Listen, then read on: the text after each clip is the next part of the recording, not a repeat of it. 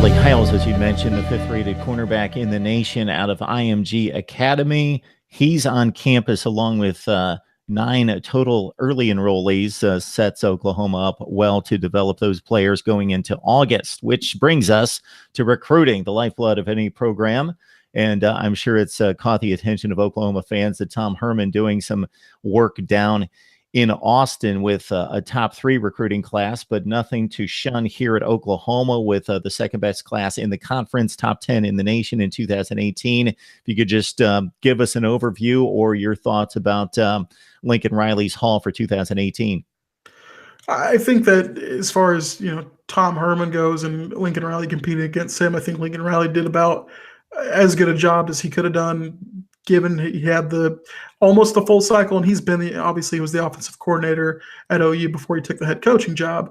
But I think he did about as well as you could ask him to, and I think he closed really strong with Deshaun White and Buki.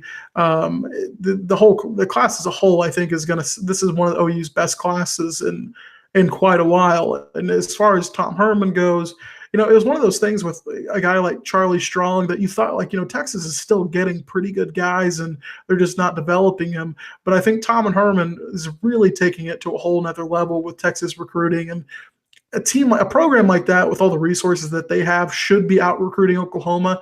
I don't think Lincoln Riley is that far behind. I think Oklahoma is really trying to embrace that role as a blue blood, throwing their weight around. And it's been really interesting over the past few years how, a guy like Lincoln Riley who stepped into his position, and I think there was a lot of negative recruiting toward him from other schools saying like a guy like Lincoln Riley's not going to be there that long. He's going to take another job. And he just so happens to end up as Oklahoma's head coach. And I think it's really working out in his favor that he's been there and he's built a lot of these relationships. And he's obviously got the roots in Texas, as an assistant under Mike Leach and whatnot. But I think Lincoln Riley's, as far as people, I think kind of criticized him maybe early on for some of the games that happened in 2017, like Iowa State. But other than that, I think he's had a pretty good first year, and this is his first full offseason as head coach. I think we're going to really understand where Lincoln Riley, though, what position he's in with this 2019 class, which is off to a really good start. They've got their quarterback for the future, Spencer Rattler, and they're after a few 5-star wide receivers and RJ Henderson and Theo Wees. And so it's looking good, I think, right now for 2019. It's a little bit, it's still March. There's still a lot of months before that early signing period pops up in December. But so far, so good, I think, for Oklahoma and what Lincoln Riley provides on the recruiting trail.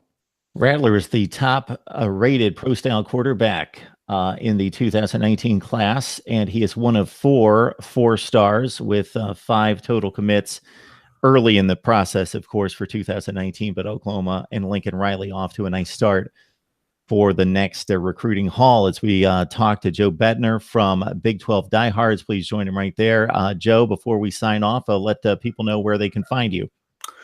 Diehards.com / Oklahoma is where you can find a lot of my work, and diehards.com / big-12 is where I do a lot of my writing for the OU content. Go to the Oklahoma site for the Big 12, covering it as a whole. You can go to that website as well, but I'm on Twitter.